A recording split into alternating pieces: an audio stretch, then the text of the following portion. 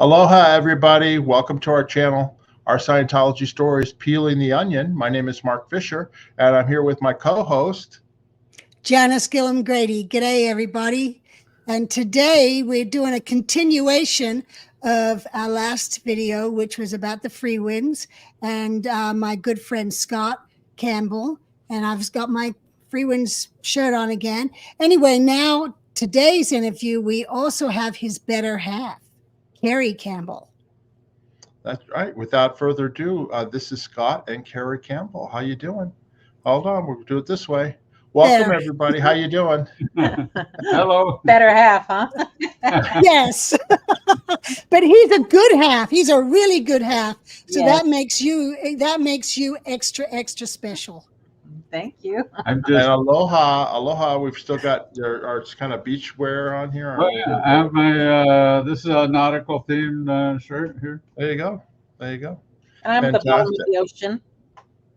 There you go, Carrie. Yeah. So And let me I'm the only one in a sweatshirt. Get the free ones going. Yeah. The Freewinds, and that's what we're talking about here.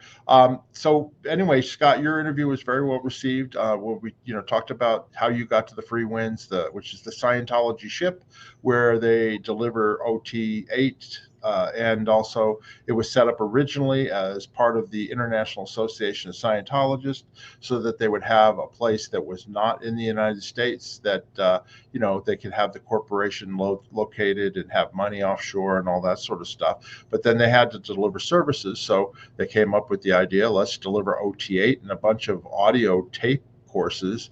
And then so you guys were all, ship was purchased, as Janis went over, by her husband Paul and some other people, and then missions were sent to set up the whole thing. But we'll get back to that story here in just a second. Scott, we went over how you got in Scientology. We'd like to know from Carrie. Carrie, tell your story briefly. How did you get in Scientology? And we'll start rolling through some photographs. Well, my mom and dad got divorced, and my mom met my now stepdad. And when they met, she liked him because there was something different about him, and he was in Scientology at the time. And what was this, 1976, I think I remember. Yes, 76. Yeah, that makes sense. Anyway, so he went off, he worked on a submarine, and he went away for 6 months. And in the meantime, he gave her a copy of Miracles for Breakfast by Ruth Minchell. Ruth Thank- Minchell. Yes. Thank you. Yeah. Perfect. And she was on staff by the time he came back from his 6 months under the ocean. So that's when I got into Scientology, basically. I did my first TR's course probably when I was 8, and objectives when I was 9. And then that was in Connecticut. It was Newport, Connecticut. And then we moved to New York City, and I went to a Scientology school then and did Scientology, courses. Actually, not Scientology courses, but the There she is. yes, my There she love, is. Yeah. my love of reading already started. Yeah, but that was So you're a second generation. yes, I'm a second generation, minus the early years. But A yes. second generation. Yeah. Yes. And so my mom joined the Sea Org in New York City. And, basically from then on, we were in, doing courses and stuff like that. So How old were you when she joined the Sea Org? When your mother joined the Sea Org? Do you remember? I think 9.5, 10. Okay. So then did she join the Sea Organization in New York? Did she stay in New York, or was she sent to Los Angeles or Clearwater, or what happened? I actually found out that she never did the EPF, The the That's the state Space project. Project Force, right? So she actually didn't do that. So she wasn't technically Sea Org, but she was. So we lived off base. We lived in an apartment. So that's how that was. In New York? Yes. Okay. But every morning she'd go there and she'd be there until late at night. And, as kids were going to ability school there in New York City. So that's, how we started getting into, yes. How could she afford an apartment in New York on Sea Org pay? My stepdad still had his job. That's why it was like technically. It was he was in the Navy in the submarine service, and so that was off-base housing. So he had a housing subsidy, Oh, okay. plus his pay, from the Navy. Right. Right. Yeah. So, and then also he was into computers. So after he got out of the Navy, he was also doing fixing computers, hardware and software. So he, when the computers were the size of rooms. Yeah, my dad was involved in that too in the Navy. He took me as a kid to go show me the computers at the Naval Intelligence Center, and it took up a whole room. It was huge. One interesting point about Carrie's stepdad. Now, Carrie's whole family is still in the church, by the way. But okay. Yeah. So But one interesting point about him is at one point after leaving the Navy, he worked for Grumman Aerospace and actually worked on the guidance system for the Apollo moon lander, the one that actually first landed on the moon. Yeah. So he was like high-tech electronics guy. So Carrie, so your mother was in the Sea Org, but your stepfather was still in the Navy. Did he eventually then join the Sea Org, or did he just become a public Scientologist, or how did that work? Yes, he was definitely a public Scientologist. And when it wasn't working that she was on staff and not helping to support the family, she routed out of the Sea Org, which is, then she had some kind of debt. And then we moved to Los Angeles. We traveled by car all the way. So that was quite a travel with 4 kids. My mom and dad, after they got married, had 2 more kids. So it's my brother, I, and my half brother and sister. Got it. So my half brother and sister are still in Scientology. And my mom and my stepdad are still in Scientology. So it's like. And your brother? My real brother, he is mentally, he had an accident when he was like 12. So he's like 15. He fell out of a palm tree about 30 feet out of a palm tree. Wow. He got brain damage. Carrie's actually the only one, and us, me and our daughters are the only ones that actually still visit him. He lives in a group home out in Victorville, and we go and visit him every once in a while. Wow, that's really big-hearted of you both. That's wonderful that you did that. So let me get on to some happier subjects. So you moved out to California, and your mother and stepfather, they were public Scientologists then, right? And then did you start going to school out there, or what happened? As soon as we moved out to Los Angeles, my mom got a regular job. My dad got a regular job, but they are also doing church classes here and there. And then that was in Whittier. And then we moved closer to LA. It was North Hollywood. And I went to Apple School. And my mom was staff. Yes. My mom was staff there, and she got a discount for having us go to that school so they would be able to afford it. We actually lived at the bottom of the school. Like the school was like a hill, and where the entrance to the school is down at the bottom of the hill is where our house was. So it was 2 minutes to get to school and 2 minutes to get home. The school was about 2 minutes away from the PAC base. Driving. Wow. And that's Oh, you in okay. the back there Now- on the left, right? That's you on the back left? Correct. Yeah. And what grade is this? Second one in. Yes. Well, the Right. teachers obviously. Do Yeah. you remember what grade you were? What grade this was? It says 7th, 8th. So I was actually in 7th grade at that time. Okay, and then we've got this one here. That I think that's 9th grade. Yes. Okay, and that's the Apple School is it in Hollywood or North Hollywood, or where was it at? North Hollywood. Like right up Vermont, across Sunset and Hollywood Boulevard.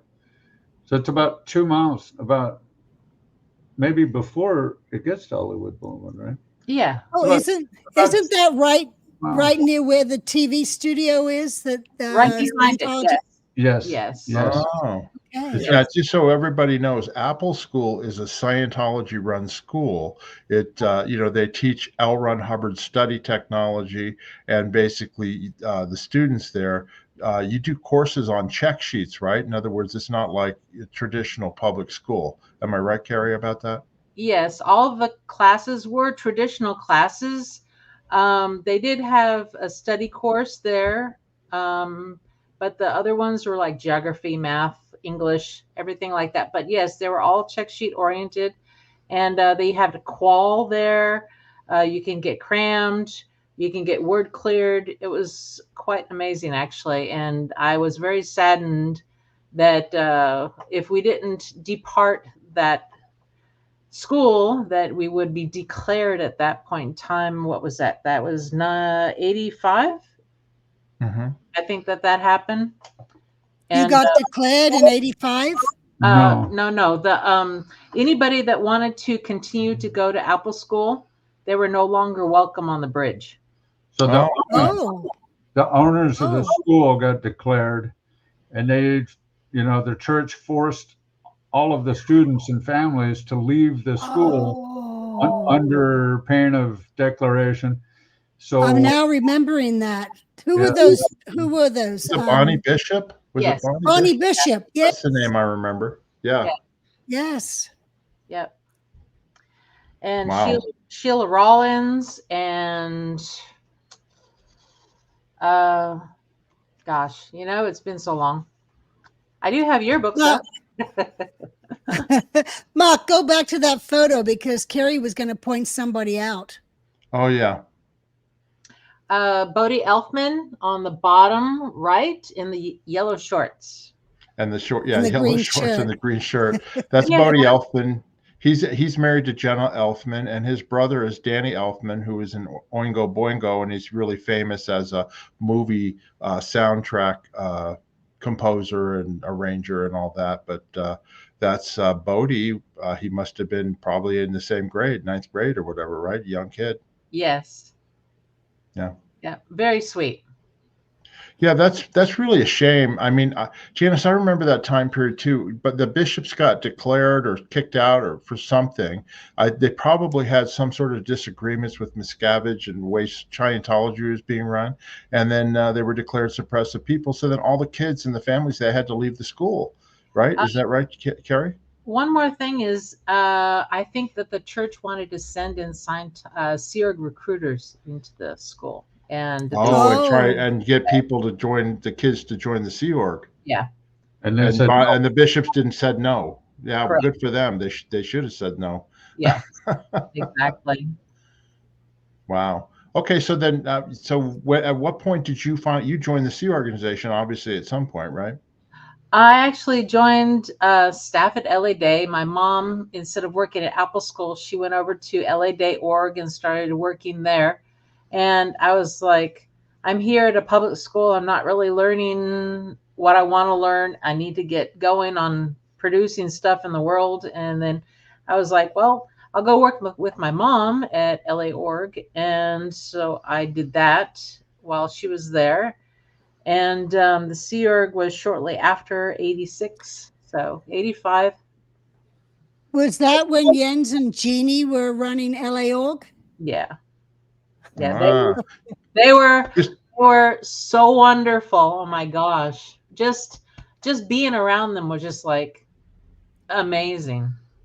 Yeah, just to let everybody know, the Los Angeles organization is part of the big blue complex that you see all the time, right? But it's not a Sea Organization org. Like you can actually be just a non-Sea Org member and join staff there and sign a contract and work there. So I'm assuming that's what your mother did. But then Jens Bogvad and his Jeannie. wife, Jeannie Bogvad, they were sent in there to be the commanding officer because even though it was not a Sea Organization org, they had Sea Organization management in there because L. Ron Hubbard determined that that Watchdog Committee and International Management should be known by their closest organization as to whether or not it's small and failing or a big booming org. And he assigned Los Angeles Day, the Los Angeles org, as the organization that they had to pay attention to. Right, Janis?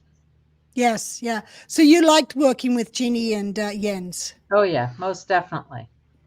Yeah, Jens became a very good friend of Paul's and mine. And he was involved with buying the ship, right? Involved. Yes, finding the ship. yes, he was the one that was involved finding the ship. Right. Yep. Jens was on the first search mission. Yes. And, Carrie was the book one I see at LA Day. And like she had a bunch of public book one auditors. One of whom was George Marshall, Leo Remini's stepdad. Oh, okay. And just so people know, book one is Dianetic auditing, just using the book that L. Ron Hubbard wrote in 1950. It was called Book One Auditing. Anyway. He was one of Carrie's top producers. Wow. So she had fun doing that. And then she was also something called the COPE officer, who does what they call cope and organize in an organization. Went on to become that on the ship too. And so her post was handling anything that no one else was handling, and then also getting the staff fully trained. They call it fully hatted. And everybody told me that she did a bang up job of that too. That's great. So Carrie, how did you? Carrie did you does a join bang the up Sea job Organization? no matter what she does. I know. Thank you.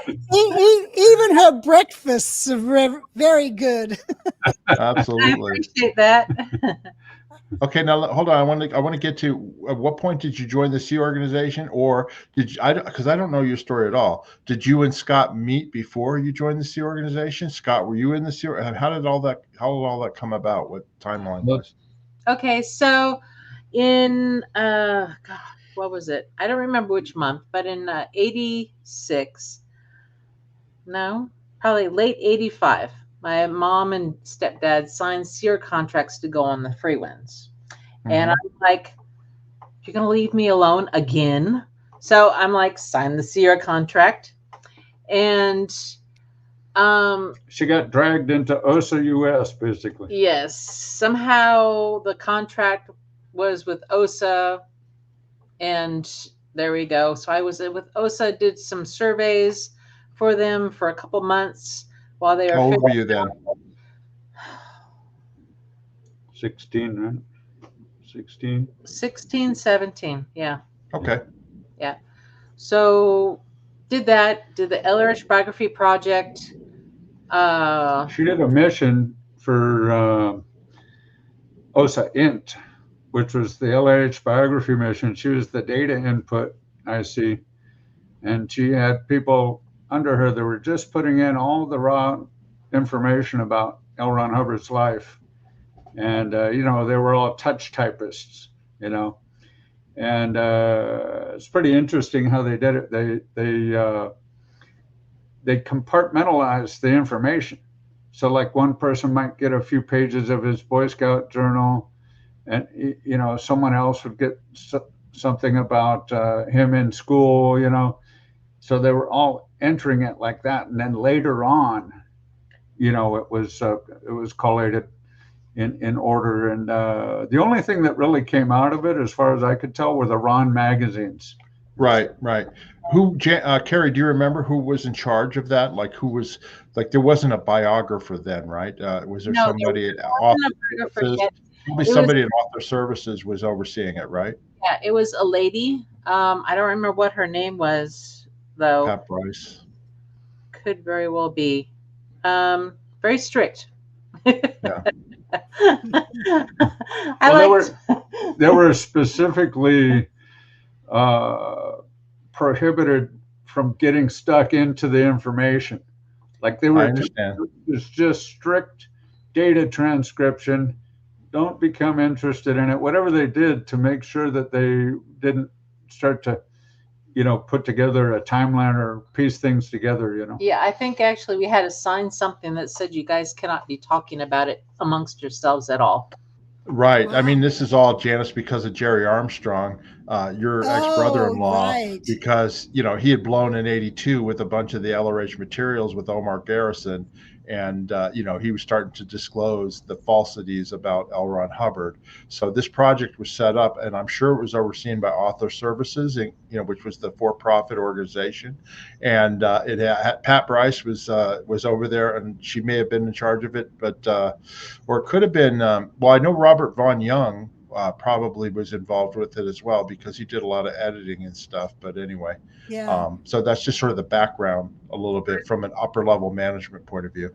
So one thing, if anybody saw a bunch of file cabinets being moved around that time, that was where all the data came from. Oh, There was like, I don't know, it was a couple rooms full of like 200 file cabinets. mm-hmm. We weren't allowed to go get the files or anything like that, but I remember when we were on the EPF, we were moving those. So Yeah. Was that over in the CMO PAC building near the complex near AOLA? It was OSA was over there, right? Behind AOLA, yeah. Yeah, behind AOLA, yeah. Along Fountain and Yeah. Yeah. Yeah, I had an office in that building. So I remember that. That was kind of like where the archives, the beginning of CST and all that was in there. Anyway. Right. Yeah. I like the dark hallways in that building. Yeah, I remember that. That kind of a sinister vibe to it. That's how it was in Clearwater too. All of the hallways and the stairways were dim. Yeah, because they couldn't afford the electricity. I remember being on staff in 78 and 79 in Clearwater, and if you didn't pay for the air conditioner yourself, they would turn it off. In other words, in your berthing, so we'd sleep with no air conditioner. They had little window units or whatever, but the crew, they said, "Oh, out of your $17.20, you want air conditioning? You have to pay for it." That's how frugal it was. It was ridiculous. Oh, no. Wow. Anyway, so you were doing this biography and stuff. So at what point did you meet? Did you two meet? I mean, Scott, because you were in Los Angeles too, right? I got sent out there from Clearwater early in '86. And this is you before you got in Scientology, right? Yeah. That I was in sales. That's Yeah. This is your dad. Your dad was, as we talked about in the last video, he was a deep sea diver, right? What's interesting is both their dads were deep sea people, submarine and diver. Yeah. What's with that? We're water people. Yeah. Scott, was your dad in the Navy? Is that where he learned how to do deep sea diving, or was he just He was in the Marine Corps, but later on when it got out, a friend of his who was an underwater photographer got a job, but he was an artistic photographer actually, but and he did artistic underwater photography, but he got a job surveying cracks on the Irvine Dam here in South Orange County. And when he found out how much a job like that went for to repair the cracks, he came and got my dad and was like, "Bob, we got to go to commercial diving school, and I'm going to get certified as a marine contractor." And they did it. My dad had an auto shop and a steel fabrication shop out in Laguna Canyon. Yeah. And so they went to Commercial Diving Center. which is a school up in Long Beach. It's like one of the top commercial diving schools in the world. And they got certified as commercial divers, and they started a business, and they bid that job, and they won that job and did that job. I have pictures of all of that stuff. Wow. Wow. Yeah, what's That's amazing, high Mark, risk, and he must have made a lot of money doing that too. Go ahead, Janis. Oh yeah. Mark, what's amazing is he would, like, at a week at a time, live down there in caves or rooms or whatever under the ocean. Sometimes you had to do that. That's called saturation diving, where you're at a depth that it's not feasible to come to the surface between dives. So you acclimate to that high pressure underwater, and you breathe mixed gas.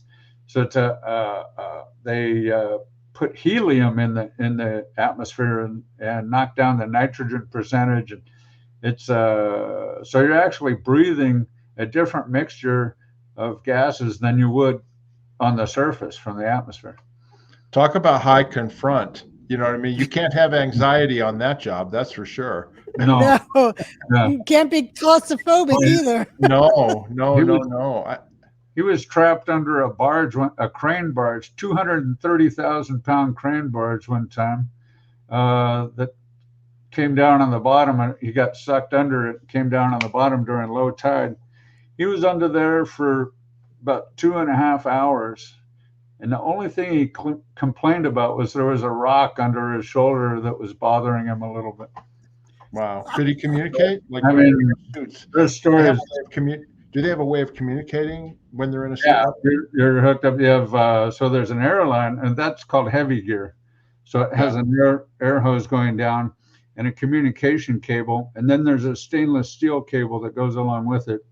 They're all taped together, you know, and then they communicate with the diving tender who's up on deck, and the diving tender would relay, you know, instructions to the crane, you know, and you know, it'd be like to move 2 degrees, swing 2 degrees north, whatever, because they're placing pipes, you know, big pipelines that go out into the sea underwater, or they're, you know, filling in the trench with big rock and stuff like that, you know, so that the guy under the water is giving instructions to the people up top. That's wild. That's amazing. Anyway, I didn't want to get off on a tangent on that, but your dad, that's amazing work, you know, definitely some confront. So anyway, back to how did you guys meet?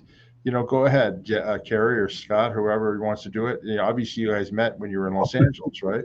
So I got sent out there. We had this blue on blue executive directive that was about manning up the ship, right? Mm-hmm. And it had an actual list of people on the front page that were named to be replaced on their posts and whatever organization they were from, and sent to the ship project to be posted on the ship. But there was a little line in there that we used, you know, it was just a license to steal, basically. It was, this list may be added to or changed at the ship's officer's discretion. So we'd just go into an org and we'd say, we need a treasury secretary, or, you know, we need a memo officer, whatever it was, you know. And then I can remember several times, you know, because we'd go in as missionaries. We were on the ship project, and we'd go in and we'd see the ED and tell them what we needed. And they'd hang their heads and they'd be like, okay, we're starting. We're starting at the point of disaster, you know. And then, you know, we would get people or not sometimes. But I met Carrie, you know, it was across a crowded room. We saw each other, and it was just like, boom. We met later that day, and we went out. We actually went out, and we went to Taco Bell. We went to a movie. Hold on. I'm still missing something. Were you in PAC? Is that what you were doing? And you were getting, and then Carrie, were you on that project, for the biography, or what were you doing at that point? Yes, I was on that biography project. Yeah. Okay, good. So I just saw her when she was taking a break, and but anyways, so we met one day, we went out, and we decided to get married the next day. Oh, wow. And I asked her if she wanted to get married, and she said, "What the hell? Why not?" That's right. Those were her exact words. And did you get married right away? No, that was in about April of '86, and we didn't get married until July, because I was back in. 2 months, 3. I know. We had to wait 2 months. Oh no. Well, that's not unusual. I mean, my wife Julie, who had been a messenger. I mean, I worked with her and knew her for a few years, right? But when we started, like, oh, I'm interested in you, we were married within 2 months. It's just there was no waiting around. Yeah. Well, what I did was I called. That's when you got married? We got married at the LA County Courthouse. And I think her mom took that picture with a Polaroid camera. And you were still in uniform. Yes. Yeah. It was Thursday after 2. And we were like, okay, let's go. Because we went to the courthouse one day. And then they're saying, oh, you need all these forms filled out. And we're like, what? And they're like, oh, yeah, you need your clergy to sign this and your mom to sign this or whatever. And it was just like, because I was underage, 17. Right. You were 17, right? Yes. Yeah. So anyway, good thing my mom was there at the courthouse on that day, because they were still going, well, you're too young. I'm like, really? Yeah. So when I met Carrie, of course, I'm out there for the purpose of recruiting people. There's a big international crusade going on. It's the Wallersheim trial. They're downtown protesting. There's thousands of Scientologists, all over the place. So it's an opportunity to recruit, right? So nevertheless, we had this executive directive where we could take people from other organizations, right? Right. So I called back to Clearwater and talked to the mission in charge and the different principles of the mission. And I said, hey, I've met this girl and we're going to get married. And they're like, what are you doing? You're crazy. How else do you get recruits? They're yelling at me and stuff. And so somehow I managed. By the way, this is Scott. What he looked like back in those days. It was Tom Selleck all the way. Irresistible. There you go. Magnum PI. Yeah. So I convinced them to let me put up a personnel transfer. It's called a completed staff work, where you petition to do something, right? So I did that and put it up, and it kept getting rejected several times. And even the security chief, the international Scientology security chief, came down and yelled at us. And it's somebody that Andre Tabioyan. Yeah. And but our love was stronger than Andre, and even he came to Andre. Now, what year was that you got married? 1986. July. Okay, so 14 and 23. So 37 years you guys have been together, right? Yeah. 37 years, everybody. That people, it's amazing. It's a love at first sight story, and they're still together all this time later. That's wonderful. Yep. Right. Congratulations. That's great. Anyway, I just wanted to point that out to everybody who's watching. Thank you. Carry on. I'm the luckiest man in the world, I can tell you that much. We're very lucky to have each other. That's wonderful. Anyway, carry on with your story. So you got Carrie basically in recruiting for the ship. And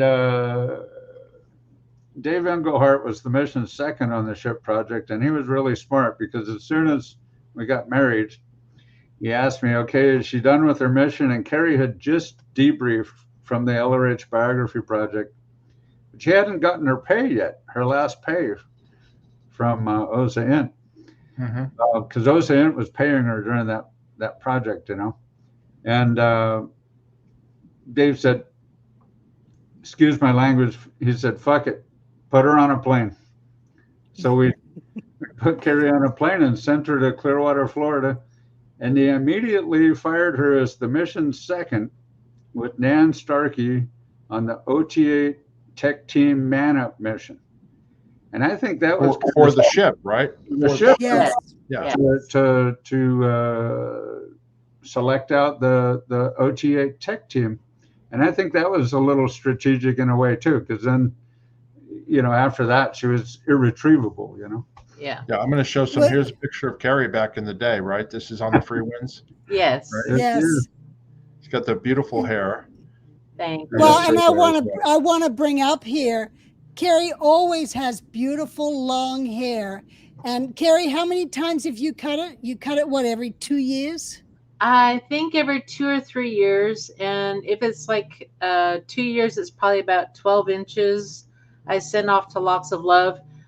Usually I use, you know, I get about that much, almost 20 inches every 3 years and send it off. Yeah, it doesn't take long for it to grow. It produces a good product. It gives people heaviness with, you know, some kind of hair. And they say you can't color it and do stuff with it. I never do anyway, so it's not a big deal. Yeah. So it produces a product, and it, you know, is nice for heaviness, and, you know, it's good. Yeah. People are happy to have some hair. Oh yes, most definitely. Yeah. That's wonderful. Wow. That's wonderful. Anyway, so she in Clearwater, and you're back in Clearwater at some point there, Scott? I was still in PAC out in California here, and I actually wound up staying out here until they purchased the ship. And so they purchased the ship in September of '86. So Carrie got sent to Clearwater later in July. I think we were together for like 11 days after we got married, and then she was gone. Yeah. So then they purchased the ship in '86 in September, and then I was out there the whole time until they sent me to the ship in December of '86. So I was out there for a while longer. This is the Freewinds, everybody. This is the ship that they're talking about. Yeah. I got to go late September, early October to the Freewinds, and took over the post as Chief Crew Steward. I'm saying that wrong. Chief Steward? Chief Steward. Thank you. Steward. The I'm like, crew chief steward. That's Yeah. right. Yeah, crew chief steward. And Yeah. what were your responsibilities for that? I know, but tell our viewers. Well, let's see, the food, the berthing, and laundry, you know, upkeep for all the different crew members that were there, which was not a lot at the beginning, because it was like, I think there was like 25 of us, and then there was about 15 of the old crew that were there, basically turning over the function of the ship to us. Mark, show the picture of her in the elevator. Oh, that's okay. Hold on. Carry on. Keep saying it, and then I'll show the photo. So basically, we did a whole bunch of stuff to basically make sure that the crew is comfortable and fed and clothed, and they were getting into the groove of producing stuff on the Freewinds. And That's in the elevator there, right, on the ship. yes, that is probably C deck, and then it goes up to the galley. Yeah. And just so people know, this is not the chain locker or anything like that. That's the actual gate for the elevator, so that nothing falls out of the elevator. Yeah. Yeah, they've And done those a aren't pod stalls people. party. Those aren't pod people. Those looks like melons of some sort, Those right? are those are actually huge watermelons. They were Wow. probably about 25, 30 inches. They were huge. Amazing that, they had all that kind of fruit there, but it was amazing. I've never seen so many watermelon. Well, let me ask you a question. As the chief steward, were you responsible for ordering the food, or was there a cook that did that, or how did that was that your responsibility, like keeping the ship supplied for the crew? I actually did not have to do any of the ordering. I think gosh, who was it that was ordering all that kind of stuff? I would basically do a tally of what was needed to produce the amount of food that we needed for the crew. And we were using up a lot of the old stuff that was already still on the ship, like huge bags of, Jello, or it was like ridiculous the size of these containers. I mean, it's like You didn't find any steak and lobster like Matt Pesh did at the MCI at the Gold Base when they first bought it. He said, "Oh, we ate all the food that was left over in the restaurant for a while." Yeah, there was a huge thing of Parmesan cheese that was just sitting out, and then there was lots of caviar. But being 17, I'm like, caviar? No, what? So we didn't, open those or anything like that. So I don't know what happened to those. But the crew would come, like you would be the one to assign where they would sleep, right? Their rooms and that type of thing, and also where they would eat, right? Because every dining room had a like a mess system where they had tables, and you would get assigned to a seat, right? Right, definitely. You know what? We actually didn't have to implement that.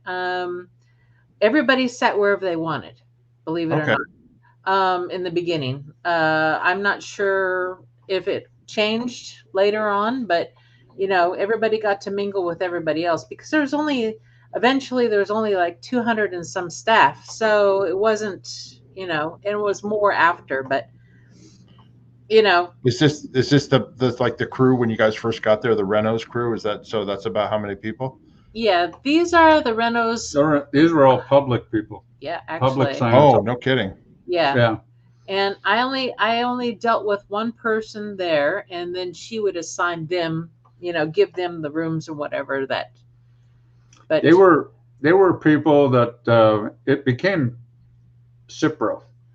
The Scientology renovations project organization, and they had like craftsman level skills, So it was something that was needed that the people that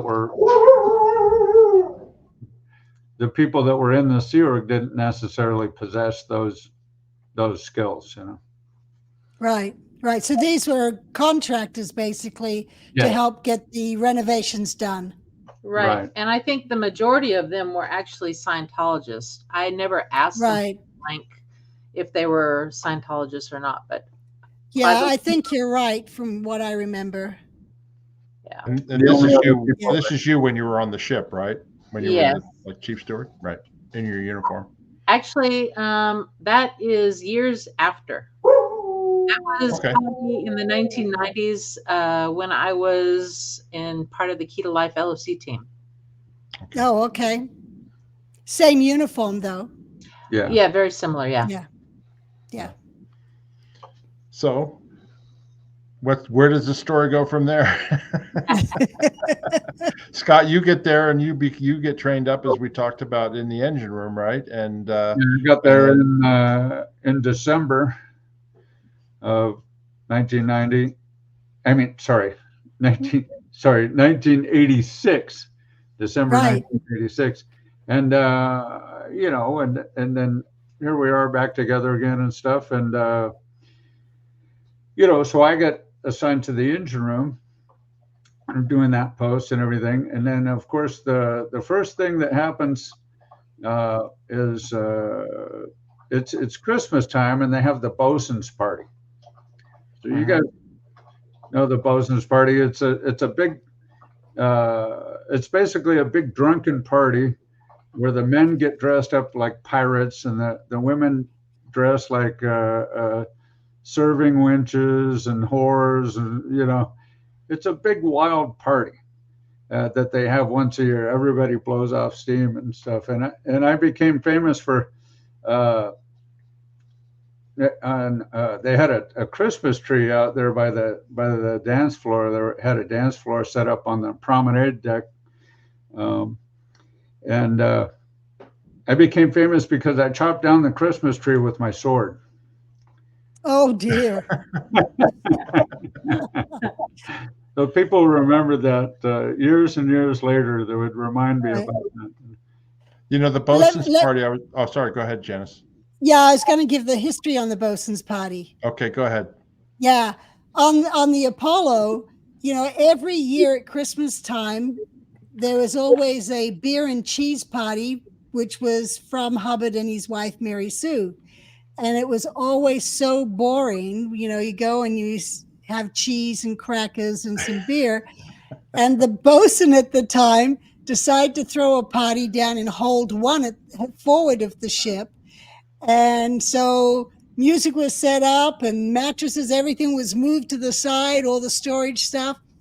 And people left the beer and cheese party and went to the Bosen's party.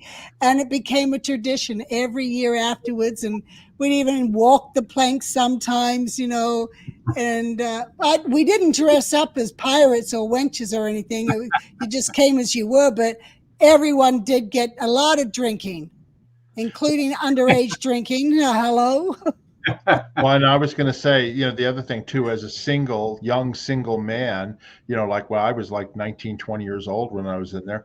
That's when you went and you made your moves on, who you might be interested in, you know what I mean? So there was always you could dance and maybe kiss somebody and all that. And because you didn't have opportunities when you were working on your position. I mean, you had no time for that. So at the end of the Bosen's party, a lot of people would get in trouble for, hooking up with somebody and going a little too far. Janis? Well, on the Apollo, no one got in trouble for it because they were pretty much, if you were married, you were married. But as soon as we moved ashore in America to Clearwater, 1975 Christmas, it was our first year ashore. It went wild, so wild that there was crew and FCCI sleeping together. FCCI is public people. Yeah, public people. Outer Org students sleeping with crew with crew. And I remember doing a message run because Hubbard heard about it. It was 60 people were all involved in some sort of sexual activity. And there was a whole list done up of everyone. And if it was crew and crew, they were left alone, or some did conditions. But those crew members who slept with students or with PCs ended up in the galley washing pots. Small price to pay for a moment of well, like you said, Scott, it's blowing off steam. You know what I mean? I mean, it happened once a year. I think the other party that we had was Sea Org Day, and that was pretty much it. It was Christmas and Sea Org Day, and that's when you start to reach out to the opposite sex. I mean, because you didn't really have opportunities otherwise. Right. On the ship, we had parties for any reason we could come up with. We had March 13, May 9th, Auditors Day, different things, Christmas, New Year's, Bosen's party. We did find reasons for parties. Yeah, we tried to do that too, especially in the early days. I tried to keep that in, actually, because,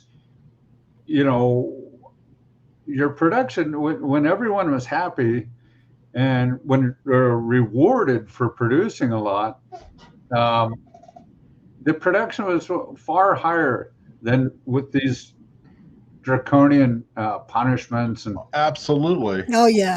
Liberty, if you got a Liberty every other week like you were supposed to, life was much better than it was when they would no Liberty and you go 6-8 months or even a year without getting any time off. Yeah. Yeah. So that type of stuff crept in later on, but yeah, it got real heavy. This is Mike Napier. This was the gentleman that we talked about in the first video, who was the ship's captain, and he still is apparently to this day. Right, Scott? Yes. Yep. That's him. More hair, darker hair. Now So he's all clean shaven and bald, right? Yeah. Yeah. I've seen him. But he's the actual commercial captain that they recruited in, and Right. he was a Scientologist, but he's the one who had experience, and he's the one who was in charge of the boat, the ship. Sorry. Right. Yes. Just wanted to show that. Hey, listen, we're getting close to the end here, but I wanted to ask, Carrie, you have some show and tell of some stuff, don't you? You want to show? Yes, I do. So, By the way, this is just a free-form video. We're just talking about the Freewinds and you guys, so go ahead. So I thought, well, show this stuff you got. Yes. That's an anniversary shirt? Yes. First anniversary of the maiden voyage. Yeah. So I have. So there So was, that's a follow-up to this one, because this is maiden voyage. Yes. Right. Ah. So that's the next year. Right. And then I have for the Renos. This is the back. Oops, this is the back. What does it say? Because it's kind of hard for me to see. Renault Tech. Renault Tech Renault World Tech. Tour coming soon to a continent near you. It That's looks like Rambo. Open that, show them the other side again. Yeah. So this is a caricature of Joe Crass. It was Joe and Martha Crass, remember? No. They were the ones that led the renovations. Martha was a designer, and Joe was a contractor, and he was the guy that was in charge of the contractors, that made up the renovations crew. And then I have Okay. Chick Korea t-shirt. Oh, cool. I can tell you Well, one thing, the renovations. So when we first got there, Nan Starkey, took over as the mission IC on the ship. It was before CMO got established there and everything. So Nan was basically in charge of everything. And, she solicited reports from every area, from the engineers, from the deckhands, from the captain, from the hotel area, from the galleys, all the public spaces, on what the condition of it was, right? And so the condition of the physical condition of the ship, she declared to be in liability, right? Because, it needed a lot of work, Horrible. of work, right? And she was careful to explain to us that you personally are not in the condition of liability. It's the physical ship itself. And so we all had to accept temporary posts to handle that situation, despite whatever our post in the organization was. So we did those posts for months and months until we got areas up to where they were functional, and we could safely sail and operate the ship. And then it continued from there. But that was a smart move, because there was all kinds of stuff happening, different breakdowns and water pipes rupturing in cabin spaces, different things like that we had to handle. Janis, you've got some stuff you want to show too, right? Yeah, well, when I pulled this out, I was like, oh, look, I have this shirt. Nice. Freewinds polo I shirt. go this There we way. go. Yeah, a polo shirt. No, Polo. it's this side. You can't I'm see it lost. yet. You still haven't I'm shown lost. it. There you go. There it is. And then I found this one. And when I pulled these out, I was like, I was that small. I know. Scott, I could never put these on now. And then the pink one. So what I'm gonna Yeah, and then I have two T-shirts, which are also maiden voyage T-shirts. Nice. You know, we're going to require Yeah. you to reproduce those and send us some. Not for, that's what I want for Christmas. I want that for Janice, Yeah. those are Well- collector's items. I mean, at some point you might get a lot of money for them. Who knows? Well, I was even thinking, well, my daughter wants one of the small ones, but I was even thinking maybe we could do a live when we're done with this whole series, and then I can auction them off for the aftermath to help contribute. But Yeah. yeah, I think that would be a fun thing to do for a good Now, cause. how did you manage to get those out, Janice, without? But you couldn't get your photographs and everything. Did they not bother to look at your clothes? No, well, actually, after I left, they sent me a whole box of the clothes I'd left behind. But all my officer must have not uniforms and checked it. uniforms they hadn't touched, but these somehow I had. But yeah, well, I don't know, because this was stuff I left in the apartment, not what I had in my storage. Got And it. it was my storage unit. They went and they cut the lock on and broke in there and took all my LRH birthday cards and letters and Oh, my whole. I had a photo album of nothing but Freewinds wow. from the maiden voyage and from when I went there in 1990 and I took over as the commanding officer. I had a whole photo album of that. They took the whole thing. Man. Man, I wish I had that. Yeah. They also gave you some award too, right? The crew. I mean, did they Yes, take that from yeah. you too? Yes, they took that. There was remember the plaques that were all posted around the ship on the maiden voyage? That Yeah. thing was Yes, about almost 2 feet in diameter, I think. yes. Well, when I was leaving from the mission, all the crew had signed the back of it to me.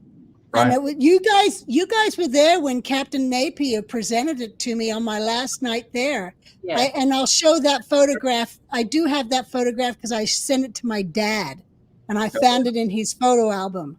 So next interview, I'll show that photograph. But yeah, they took that as well. Aw. Well, we've reached the end here, but I wanted, Janice, why don't you tell our viewers what we're going to cover with Scott and Carrie going forward, because we're going to do some more videos. Go ahead.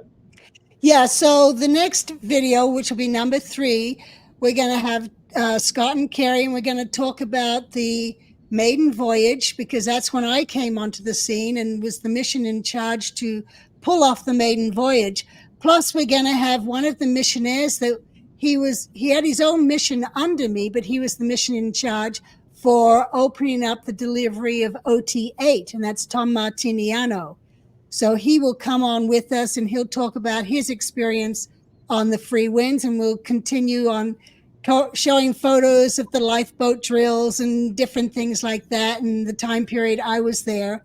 And then our 4th interview will cover how you guys ended up leaving, and also just regular life on the Freewinds after the maiden voyage.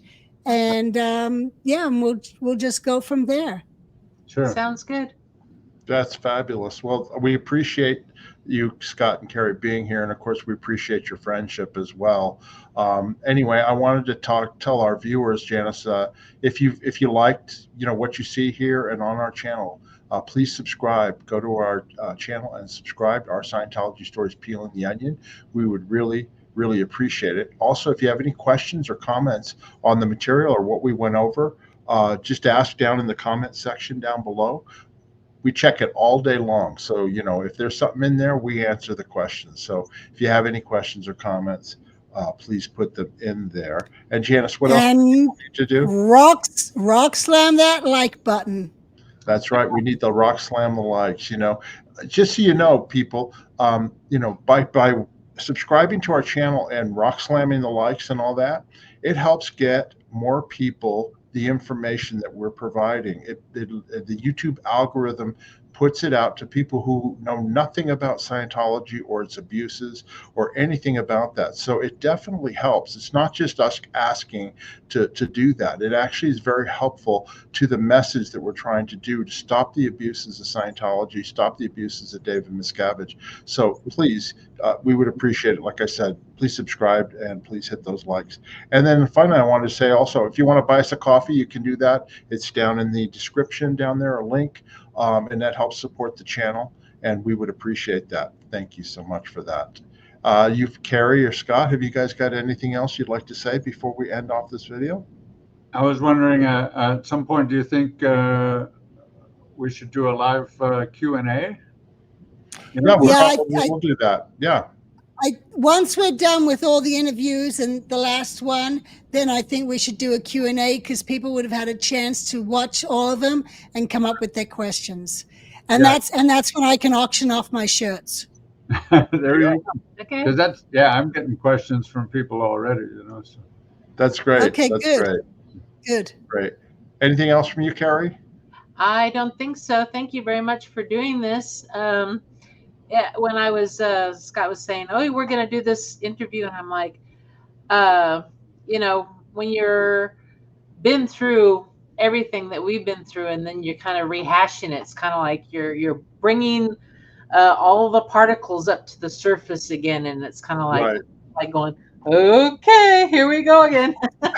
It was good. Thank you very much. No, it's good. No, and it's true. It helps people too. And, a lot of people gives them information about, the history and what was going on and all that. But we appreciate you contributing, Scott and Carrie, both of you. And we want to thank you for doing this video. Anyway, don't hang up, okay? Because I'm going to play the end video, but then we'll talk to you afterwards.